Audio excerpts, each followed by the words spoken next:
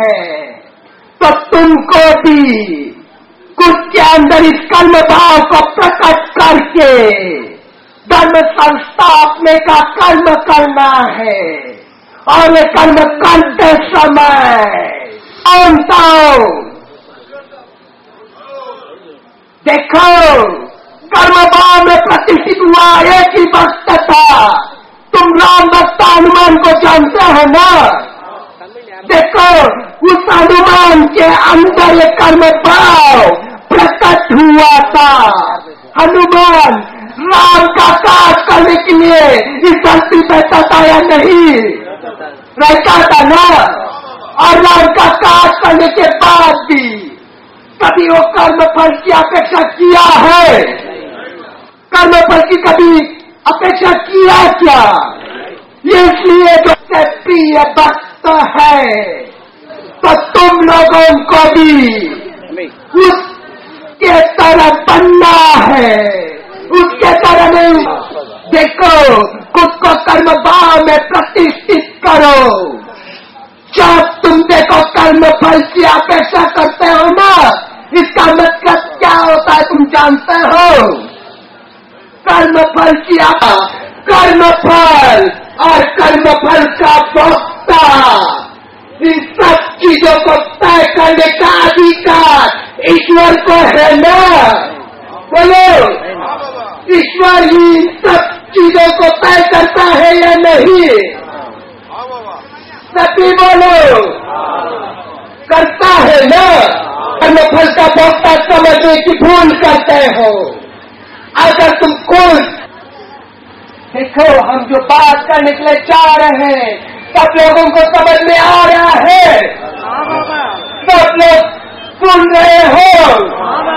देखो, हम जो बात करना चाह रहे हैं उस बात की गहराई को जानो, क्योंकि इस बात को ही पकड़ के तुमको आगे का कर्म करना है।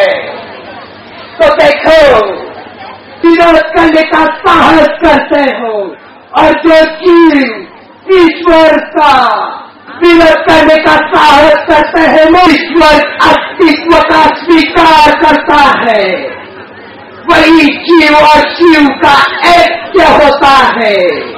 जब जीव शिव के विरोध में जाने का प्रयास करता है, करती है, तो आने वाले समय में अगर तुम शिव के संग नहीं रहोगे तो ये माया तुमको दंड दिए बिना छोड़ेगी नहीं। तो आने वाले परिस्थिति में माया के दंड से तुमको बचना है, तो तुमको शिव के संग रहना है। और शिव के संग रहने के लिए शिव को खुद के अहंकार का त्याग करना पड़ता है, उसके अहंकार का बलि देना पड़ता है। तो तुम लोग समझो, जीव और शिव का ऐक्य होने के लिए जीव को अपने अहंकार से बड़ा कर्तव्य है।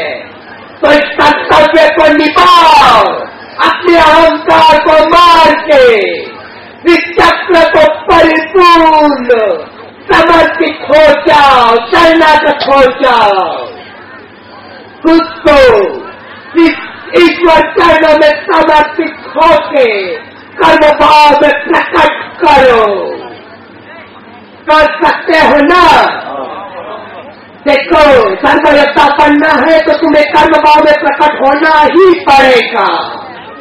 साथ ही साथ में सुनो, कर्म भाव के साथ तुम्हें खुद को अपने अंदर कर्म भाव को जगाना है।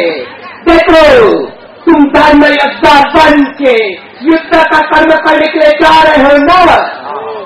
देखो, जब तुम युद्ध का कर्म करने के लिए जाओगे तो शत्रु जिस स्वरूप में तुमसे युद्ध करेगा उस स्वरूप में तुमको युद्ध करना पड़ेगा या नहीं? अगर शत्रु ज्ञान का युद्ध करता है तो ज्ञान से युद्ध करना पड़ेगा, बोले? और शस्त्र से अगर युद्ध करना चाहता है तो शस्त्र से तुमको युद्ध करना पड़ेगा ना? तो देखो, शत्रु जिस स्वरूप से युद्ध करना चाहे उस स्वरूप से तुम युद्ध करो। और युद्ध करते समय शत्रु को दंड दिया जाता है या नहीं?